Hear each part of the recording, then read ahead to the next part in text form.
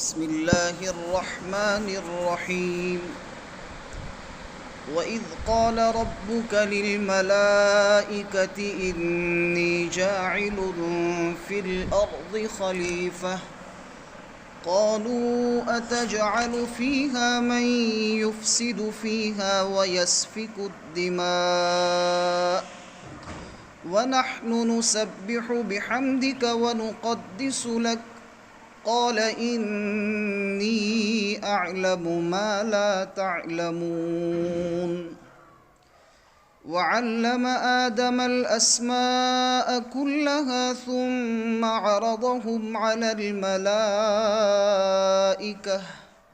فقال أنبئوني بأسماء هؤلاء إن كنتم صادقين۔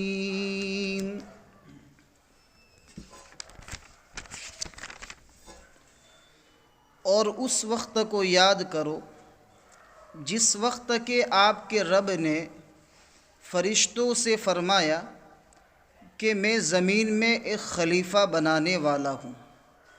تو فرشتوں نے کہا خدایا زمین میں ایسی مخلوق آپ پیدا کریں گے جو زمین میں فساد مچائے گی اور خون بہائے گی؟ ہم تیری تسبیح اور تیری تعریف بیان کرتے ہیں اور تیری تقدیس بیان کرتے ہیں۔ تو اللہ تبارک و تعالیٰ نے فرمایا کہ بے شک میں جو بات جانتا ہوں وہ تم نہیں جانتے۔ اور حضرت آدم علیہ السلام کو اللہ تبارک و تعالیٰ نے چیزوں کے تمام نام سکھا دیے، پھر ان چیزوں کو فرشتوں کے سامنے پیش کیا۔ پھر اللہ تعالیٰ نے فرمایا کہ ان چیزوں کے نام اے فرشتوں تم مجھے بتاؤ اگر تم اپنے وعدے میں سچے ہو۔ تو فرشتوں نے کہا تیری ذات پاک ہے ہر عیب سے، ہمیں تو نہیں علم ہوتا مگر اتنا ہی جتنا تو ہم کو سکھلاتا ہے، بے شک کہ تو تو جانتا ہے اور حکمت والا ہے۔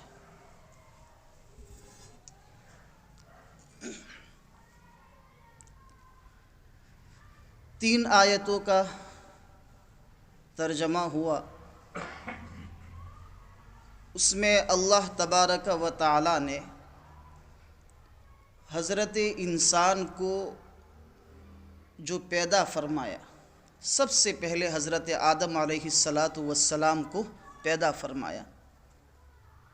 تو اس وقت پیدا کرنے سے پہلے اللہ تبارک و تعالیٰ نے فرشتوں سے کیا بات کی اور کس چیز کے پیش نظر حضرت انسان کو اللہ تبارک و تعالیٰ نے پیدا فرمایا۔ تو اللہ تبارک و تعالیٰ نے ان تین آیتوں میں اس واقعے کو ذکر کیا ہے۔ اس سلسلے میں بہت ساری ایسی روایات ہیں اور ایسی احادیث ہے جو بیان کی جاتی ہے لیکن حقیقت کے اعتبار سے وہ صحیح نہیں ہوتی۔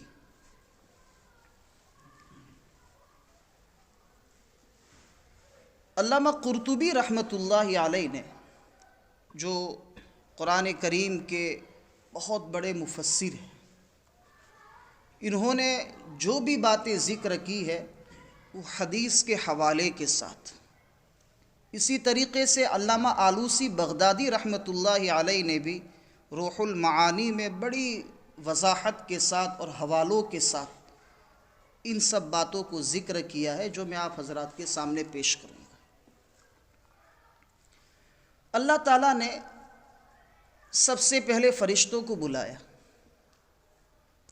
اور فرشتوں سے یوں کہا کہ زمین میں ایک مخلوق پیدا کرنے والا ہوں، ایک مخلوق یعنی انسان کی شکل میں ایک مخلوق پیدا کرنے والا ہوں اور وہ زمین کا خلیفہ ہوگا۔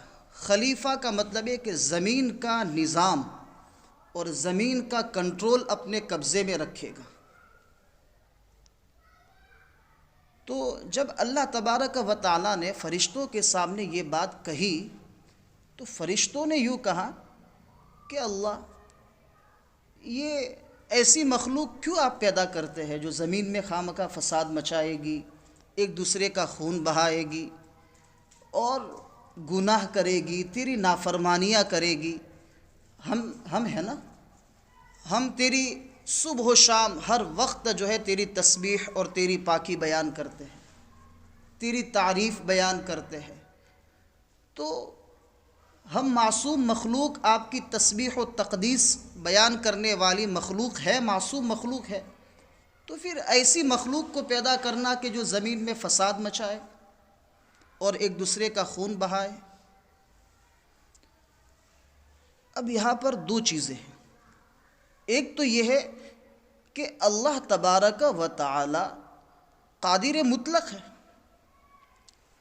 اس کو کسی سے مشورہ کرنے کی اور کسی کو پوچھنے کی کوئی ضرورت نہیں ہے. تو اللہ تبارک و تعالی نے پھر پوچھا کیوں، فرشتوں سے کیوں رائے لی. اور دوسری چیز یہ ہے کہ جب فرشتوں سے رائے لی تو فرشتوں نے اللہ کے فیصلے کے اوپر یہ اعتراض کیوں کیا، یہ سوال کیوں کیا کہ ایسی مخلوق جو زمین میں فساد مچائے گی اور خون بہائے گی. تو ہم لوگ ہیں آپ کی ہر وقت اور ہر آن ہر لمحہ آپ کی عبادت کرنے والے، آپ کی تعریف و تسبیح بیان کرنے والی مخلوق ہم ہیں.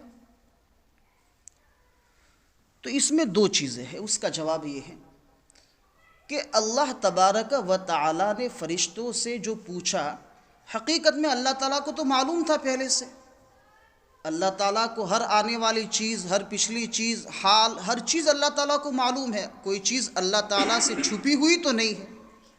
اور مستقبل میں آنے والے زمانے میں یہ انسان پیدا ہوگا، کون اللہ کی نافرمانی کرے گا، کون نہیں کرے گا، سب چیزیں اللہ تعالیٰ کو معلوم تھی. اور اللہ تعالیٰ نے پیدا کرنے کا، یعنی انسان کو پیدا کرنے کا جب فیصلہ کر ہی لیا تھا تو پھر فرشتوں سے مشورہ کیوں؟ تو اس کا جواب یہ ہے کہ اللہ تبارک و تعالی نے فرشتوں سے یہ بات پوچھ کر مشورے کی سنت کو جاری کیا، ورنہ اللہ تعالیٰ کو مشورہ کرنے کی ضرورت نہیں. جیسے نبی کریم صلی اللہ علیہ وسلم کو اللہ تبارک و تعالی نے حکم دیا وشاورہم فی الامر، یعنی آپسی معاملات کو حل کرنے میں ایک دوسرے کے مشورے سے کام کرو. اور ہمارے دعوت و تبلیغ میں مشورہ کتنا اہم ہے، کتنی اہمیت ہے، اس کی ہم سب جانتے ہیں، اور اس کو سنت کی نیت سے ہم اس کام کو انجام دیتے ہیں. تو مشورہ کی ترغیب دینے کے لیے کہ کوئی بھی اہم کام ہو تو اس کا کیا کرنا چاہیے، اس کام کو مشورے سے کرنا چاہیے. ورنہ اس مقام پر اللہ تعالیٰ کو کسی سے مشورہ کرنے کی ضرورت نہیں تھی. مشورہ تو ایسی چیز کے بارے میں ہوتا ہے کہ اس چیز کی حقیقت کسی ایک کے سامنے کھلی ہوئی نہ ہو، ہر ایک جو ہے اس کے اندر شک والا ہو کہ کیا ہوگا کیا نہیں ہوگا. تو ہر ایک مشورہ اور اپنی رائے دیتا ہے کہ یہ کرنا چاہیے، یہ کرنا چاہیے. پھر فیصل کے سامنے جب کوئی اچھی رائے آتی ہے تو پھر اس رائے میں غور و فکر کرنے کے بعد اس کے اوپر فیصلہ کرتا ہے. جبکہ یہ بات اللہ تعالیٰ کے علم میں پہلے سے تھی کہ آئندہ کیا ہونے والا ہے. بات سمجھ میں آ گئی اتنی؟ دوسری بات یہ ہے کہ فرشتوں نے ایسا کیوں کہا کہ ایسی مخلوق کیوں پیدا کر رہے ہیں مولا جو زمین میں فساد مچائے گی اور خون بہائے گی. اور دوسری بات یہ ہے کہ اس سے پہلے تو انسان پیدا ہوا بھی نہیں تھا، ابھی تو پیدا کرنے کی بات ہو رہی ہے. تو فرشتوں کو کیسے پتہ؟ وہ تو عالم الغیب ہے نہیں کہ انسان اس طریقے سے جو ہے خون بہائے گا اور جو ہے یہ اس طریقے کا نظام زمین میں فساد والا ہوگا. فرشتوں کو تو معلوم ہی نہیں تھا، اس سے پہلے تو کوئی انسان تھا ہی نہیں. تو اس کا جواب یہ ہے کہ یہ اللہ تبارک و تعالی نے بتایا تھا کہ ایک ایسی مخلوق کو میں پیدا کرنے جا رہا ہوں جو زمین میں فساد بھی مچائے گی اور ایک دوسرے کا خون بھی بہائے گی. اس لیے فرشتوں نے یہ بات کہی تھی. اور دوسرا جواب یہ ہے کہ فرشتوں کو اس لیے معلوم ہوا تھا کہ چونکہ انسان کے پیدا کرنے سے پہلے زمین میں جنات اور شیاطین موجود تھے، اور جنات اور شیاطین کی آپسی لڑائیاں اور ان کی آپسی خون ریزی، ایک دوسرے کا خون بہانا، لڑنا جھگڑنا، ان سب چیزوں کو فرشتوں نے دیکھا تھا، تو اس کے اوپر انہوں نے یہ سوچا کہ آنے والی مخلوق بھی اس طریقے سے آپس میں جھگڑا کرے گی اور زمین میں فساد مچائے گی، اس لیے انہوں نے یہ بات کہی تھی اللہ تعالیٰ کے سامنے۔ اللہ تعالیٰ نے یہاں دو طریقے سے جواب دیا فرشتوں کی اس بات کا کہ زمین میں فساد مچائے گی، خون بہائے گی، تو اس کا جواب دو طریقے سے دیا، ایک حاکمانہ انداز میں اور دوسرا حکیمانہ انداز میں۔ ایک آرڈر کے طور پر جس کو حاکمانہ انداز کہتے ہیں، اور ایک یعنی دلیل کے ساتھ حکیمانہ انداز سے مہذب طریقے سے ان کو سمجھایا۔ قال انی اعلم ما لا تعلمون، اللہ تعالیٰ نے فرمایا تم لوگ خاموش رہو، جو بات میں جانتا ہوں وہ تم نہیں جانتے، حاکمانہ انداز ہے، خاموش ہو جاؤ۔ اور دوسرا حکیمانہ انداز ہے، اللہ تعالیٰ نے فرمایا کہ بہت ساری چیزوں کو پیش کیا۔ علامہ جلال الدین سیوطی رحمۃ اللہ علیہ نے تو لکھا ہے کہ فاوڑا، چمچی، کٹورا، ایسی چیزیں جو انسان کے لیے ضروری چیزیں ہیں، وہ سب چیزیں اللہ تعالیٰ نے سامنے رکھی ہے اسے، اور پھر فرشتوں سے کہا کہ جیسے ترجمے میں آپ نے سنا ہوگا، اللہ تعالیٰ نے فرشتوں سے کہا کہ ان سب چیزوں کے نام بتاؤ۔ فرشتوں کو ان سب چیزوں کے نام معلوم نہیں تھے، پھر حضرت آدم علیہ السلام سے پوچھا کہ آدم تم ذرا ان سب چیزوں کے نام بتاؤ، تو حضرت آدم علیہ السلام نے سب چیزوں کے نام بتا دیے۔ تو اللہ تبارک و تعالیٰ نے فرمایا دیکھو میں تمہیں نہیں کہتا تھا کہ اس مخلوق کو پیدا کرنے کے متعلق جو بات میں جانتا ہوں جو تم نہیں جانتے، تم کو ان سب چیزوں کا علم نہیں، اور اس آدم کو ہر چیز کا علم ہے۔ تو علم کی وجہ سے اللہ تبارک و تعالیٰ نے فرشتے پر انسان کو فوقیت اور فضیلت دی، اور اسی وجہ سے اللہ تبارک و تعالیٰ نے فرمایا کہ اے فرشتو تم تمام کے تمام آدم کو سجدہ تعظیمی کرو، یعنی ان کو عظمت حاصل ہے علم کی وجہ سے، اس لیے تم ان کے سامنے سجدہ کرو۔ تو اللہ تبارک و تعالیٰ نے ابتدائی مرحلے میں فرشتوں کو یہ بتا دیا کہ تمہارا یہ سوال کرنا بیجا تھا، صحیح نہیں تھا، دیکھو یہ مخلوق اس مقام پر ہے کہ تم اس کے سامنے سجدہ کر رہے ہو۔ تو گویا کہ سب سے اشرف مخلوق کون سی ہوئی؟ حضرت انسان، فرشتوں سے بھی بڑھ کر، اور جنات اور شیاطین اور اس کے علاوہ جتنی بھی مخلوقات اللہ تبارک و تعالیٰ نے دنیا میں پیدا فرمائی ہے، اس میں سب سے اشرف اور سب سے افضل مخلوق حضرت انسان ہے۔ اب یہ اللہ تبارک و تعالیٰ نے حضرت آدم کو کیسے پیدا فرمایا، اس سلسلے میں قصص الانبیاء میں ایک واقعہ لکھا ہوا ہے، کتاب کے حوالے کے ساتھ بیان کرتا ہوں کہ اللہ تبارک و تعالیٰ نے سب سے پہلے حضرت جبرائیل علیہ السلام کو زمین پر بھیجا، کہا کہ زمین سے مٹی لے کے آؤ، تو چونکہ اللہ کا حکم تھا تو وہ مٹی لینے کے لیے زمین پر آئے۔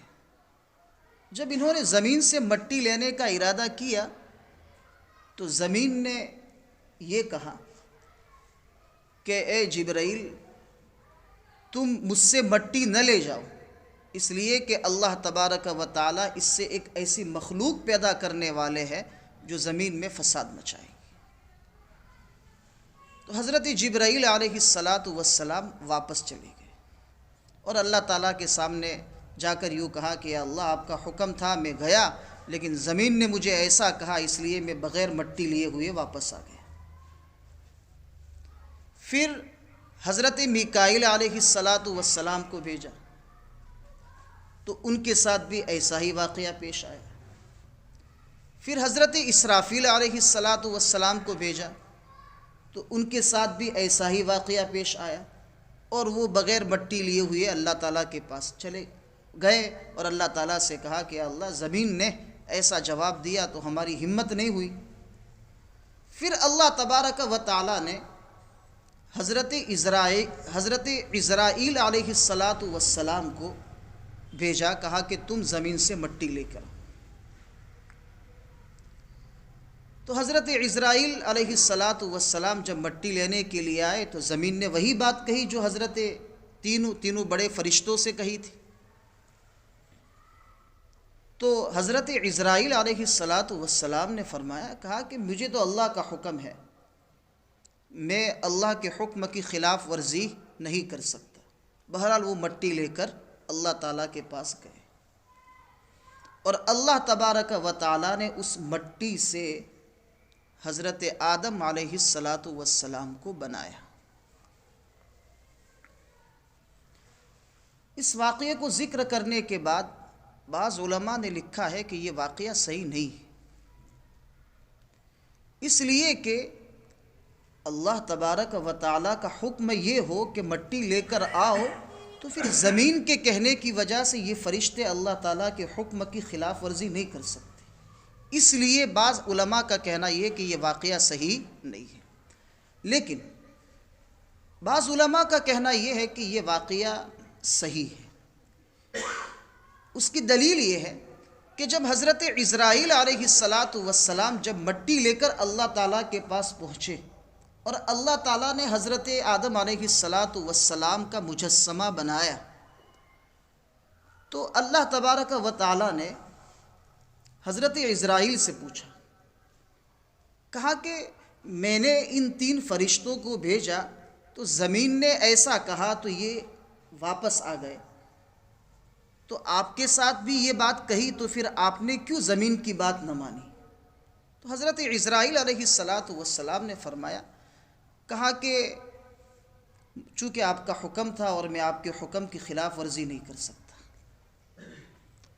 تو پھر اس کے بعد اللہ تعالیٰ نے فرمایا کہ عزرائیل، آپ نے اس حکم کو مکمل کیا اور پورا کیا اور مٹی لے کر آئے، اور اسی مٹی سے حضرت آدم علیہ السلام کو بنائیں گے، تو ان کی نسل سے، ان کی نسل سے جو بھی مخلوق قیامت تک پیدا ہوگی، ان کے روح قبض کرنے کی ذمہ داری آپ کی۔ تو حضرت عزرائیل علیہ السلام نے فرمایا، کہا یا اللہ، پھر تو یہ مخلوق مجھے گالی دے گی، اس لیے کہ موت اگر میں دوں گا تو کسی کا باپ ہوگا، کسی کی اولاد ہوگی وغیرہ، سب نسلیں وجود میں آئے گی، خاندان وجود میں آئیں گے۔ تو اللہ تعالیٰ نے فرمایا کہ میں موت کے ساتھ ایسے اسباب جوڑ دوں گا کہ لوگ اس سبب کی طرف نسبت کریں گے، آپ کی طرف کوئی نسبت نہیں کرے گا۔ ایکسیڈنٹ ہوا اور انتقال ہو گیا، کوما میں چلے گئے تھے اور انتقال ہو گیا، کینسر ہوا اور اسی بیماری میں انتقال ہو گیا، اور کچھ بھی نہ ہو، اچانک انتقال ہو جائے، اٹیک آ گیا اور انتقال ہو گیا، لیکن کوئی آپ کی طرف نسبت نہیں کرے گا، ایسے اسباب میں پیدا کر دوں گا، اور یہی ہوتا ہے۔ تو بہرحال یہ واقعہ ہے، اور پھر اس کے بعد اللہ تعالیٰ نے حضرت آدم علیہ السلام کو بنایا۔ بعض حضرات کا کہنا یہ ہے کہ اللہ تبارک و تعالیٰ نے حضرت آدم علیہ السلام کو پیدا کرنے کے بعد ہندوستان میں اتارا، اور انسان کی ولادت جس جگہ پر ہوتی ہے یا انسان کی موت جس جگہ پر ہوتی ہے، اسی جگہ کی مٹی سے اس انسان کو بنایا جاتا ہے۔ تراب، آخر کار تراب وہی لوٹی جہاں کی تھی، ایک شعر کا ایک ٹکڑا ہے، آخر کار تراب وہی لوٹی جہاں کی تھی، یعنی جو انسان جس جگہ سے مٹی لی جاتی ہے اسی جگہ پر انسان مرتا ہے اور اسی جگہ پر یا تو پیدا ہوتا ہے۔ بہت سارے علماء نے، بڑے بڑے علماء نے یہ ثابت کیا ہے کہ حضرت آدم علیہ السلام کو اللہ تبارک و تعالیٰ نے ہندوستان کی مٹی سے بنایا تھا. یعنی یہ مٹی مختلف جگہوں سے لی گئی، لیکن ہندوستان کے علاقے سے وہ مٹی لی گئی تھی، اور اللہ تعالیٰ نے ہندوستان ہی میں اس کو اتارا، یعنی حضرت آدم علیہ السلام. اور اللہ تعالیٰ نے سب سے زیادہ عمر ان کو دی. ایک قول کے مطابق حضرت آدم علیہ السلام کی عمر 1000 سال تھی، اور ایک قول کے مطابق حضرت آدم علیہ السلام کی عمر 930 سال تھی، اور ایک قول کے مطابق 1150 سال تھی. سب سے لمبی عمر حضرت آدم علیہ السلام کو اللہ تبارک و تعالیٰ نے دی تھی. جب انسان جب ابتدا میں پیدا کیے جاتے تھے شروع میں، تو ان کی عمر بھی لمبی ہوتی تھی اور ان کی سائز بھی، وہ بھی لمبی ہوتی تھی. جیسے جیسے انسان پیدا ہوتے گئے اور زمانہ قیامت سے قریب ہوتا گیا، لوگوں کی عمریں بھی گھٹتی رہی اور ان کی قد یعنی ان کی سائزیں بھی گھٹتی رہی، حتیٰ کہ نبی کریم صلی اللہ علیہ وسلم نے فرمایا اعمار امتی ما بین 60 الی 70، میری امت کی عمریں جو ہے 60 اور 70 کے درمیان رہے گی. یہ حال ہے. اور اس وقت ہزاروں سال، 1000 سال، 900 سال. حضرت ہود علیہ السلام کی قوم، جس کو قوم عاد کہتے ہیں، ان کی عمریں 800 سال، 750 سال، اور 200 سال کی عمر میں تو بچے بالغ ہوتے تھے. اتنی عمریں اللہ تعالیٰ نے ان کو عطا فرمائی تھی. اور بعض مفسرین نے لکھا ہے کہ انہوں نے نبوت کا انکار اس لیے کیا تھا کہ نبی چونکہ یعنی حضرت ہود علیہ السلام یہ کہا کرتے تھے کہ تم وفات پا جاؤں گے، اللہ کے سامنے تم کھڑے ہوں گے تو اپنی زندگی کا حساب دینا پڑے گا، اللہ کا انکار کیوں کرتے ہو؟ تو موت کا لفظ سن کر انہوں نے کہا کہ ہم تو کبھی مریں گے ہی نہیں، اس لیے کہ اتنی لمبی عمریں، پتہ نہیں کتنے سالوں کے بعد موت ہوگی کسی کی، تو لوگ موت بھول گئے تھے. اتنی عمریں اللہ تعالیٰ نے ان کو عطا فرمائی تھی.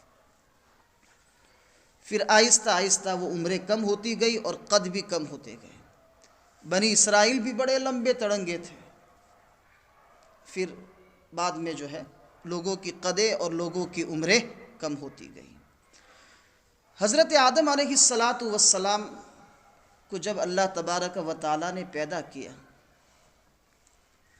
تو جیسے میں نے پہلے بتایا تھا الذین ینقضون عہد اللہ من بعد میثاقہ، کہ اس وقت پھر اللہ تبارک و تعالیٰ نے حضرت آدم علیہ السلام کے پشت سے قیامت تک آنے والی مخلوق کو ذرات کی شکل میں ان کے پشت سے نکالا، ان کے پشت میں سے نکالا سب. اور اللہ تبارک و تعالیٰ نے اس وقت عہد لیا تھا تمام انسانوں سے، پوری مخلوق کا، یعنی پوری کائنات کی مخلوق اس وقت موجود تھی ذرات کی شکل میں. اور اللہ تبارک و تعالیٰ نے اس وقت فرمایا تھا الست بربکم، کیا میں تمہارا رب نہیں ہوں؟ تو سب نے کہا تھا کہ بلا، کیوں نہیں، آپ ہمارے رب ہیں. تو یہ عہد اللہ تعالیٰ نے اس وقت لیا تھا اور تمام انسانوں نے اس کا اقرار کیا تھا.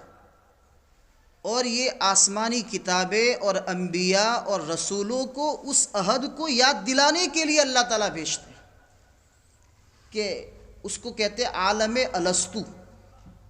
عالم الستو میں اللہ نے جو عہد لیا تھا، اس عہد کو یاد دلانے کے لیے اللہ تعالیٰ آسمانی کتابیں اتارتے ہیں اور انبیاء اور رسولوں کو بھیجتے تھے. اس میں جو مخلوق ذرات کی شکل میں تھی، مشکاہ جلد اول کی روایت ہے کہ اس میں ایک ذرے کے اوپر حضرت آدم علیہ السلام کی نظر پڑ گئی، جو بڑا خوبصورت ذرہ تھا. تو اللہ تبارک و تعالیٰ نے، حضرت آدم علیہ السلام نے اللہ تعالیٰ سے پوچھا کہ یا اللہ، یہ ذرہ بڑا خوبصورت ہے، یہ کون ہے؟ تو اللہ تبارک و تعالیٰ نے فرمایا کہ یہ داؤد علیہ السلام ہے، یہ آپ کی نسل سے پیدا ہوں گے ایک مدت کے بعد، اور یہ اس وقت کے نبی ہوں گے۔ تو اللہ تعالیٰ سے پوچھا، حضرت آدم علیہ السلام نے کہا یا اللہ ان کی عمر کتنی ہوگی؟ تو اللہ تعالیٰ نے فرمایا کہ غالباً 60 سال۔ تو حضرت آدم علیہ السلام نے کہا یا اللہ میری زندگی کے 40 سال ان کو دے کر 100 سال پورے کر دے۔ تو اللہ تعالیٰ نے حضرت آدم علیہ السلام کی زندگی میں سے 40 سال لے کر ان کو عطا کیے حضرت داؤد علیہ السلام کو۔ اور حضرت آدم علیہ السلام کی عمر جو ہے 1000 سال، جیسے ایک قول ہے۔ تو جب 960 سال ہوئے تو اللہ تعالیٰ نے کہا کہ چلیے آدم اب ہمارے پاس آنے کا وقت آ چکا ہے۔ تو حضرت آدم علیہ السلام نے کہا یا اللہ آپ نے تو مجھے 1000 سال کی عمر دی ہے، ابھی تو 40 سال باقی ہے۔ تو اللہ تعالیٰ نے کہا کہ عالم الستو میں آپ نے اپنی زندگی کے 40 سال آپ کی اولاد میں سے حضرت داؤد کو آپ نے دے دیے ہیں، اور یہ فیصلہ ہو چکا ہے۔ تو بہرحال یہ عالم الستو میں اللہ تبارک و تعالیٰ نے تمام مخلوق سے عہد لیا تھا۔ پھر اس کے بعد اللہ تبارک و تعالیٰ نے حضرت آدم علیہ السلام کو جنت میں بھیجا، جنت میں، اور پھر اس کے بعد حضرت آدم علیہ السلام ہی کی بائی پسلی سے اللہ تبارک و تعالیٰ نے حضرت حوا رضی اللہ تعالیٰ عنہا کو پیدا کیا، اور دونوں جنت میں رہے، اور اللہ تبارک و تعالیٰ نے جب تک چاہا وہ جنت میں رہے، اور پھر ان سے اللہ تعالیٰ کی ایک نافرمانی ہو گئی۔ جس درخت کو کھانے سے منع فرمایا تھا انہوں نے کھا لیا، اور اللہ تبارک و تعالیٰ نے پھر جنت کا لباس اتار کر ان کو دنیا میں بھیج دیا، زمین پر اتار دیا۔ تو آگے تو بہت ساری باتیں ہیں، لیکن وقت بھی ہو گیا ہے۔ تو بہرحال پھر اس کے بعد حضرت آدم علیہ السلام کے سامنے جو چیزیں پیش کی اور انہوں نے جواب دیا، اور فرشتوں کے سامنے اللہ تعالیٰ نے بتایا۔ دوسری بات یہ رہ گئی اس میں کہ اللہ تعالیٰ نے حضرت آدم علیہ السلام یعنی حضرت انسان کو کیوں پیدا فرمایا۔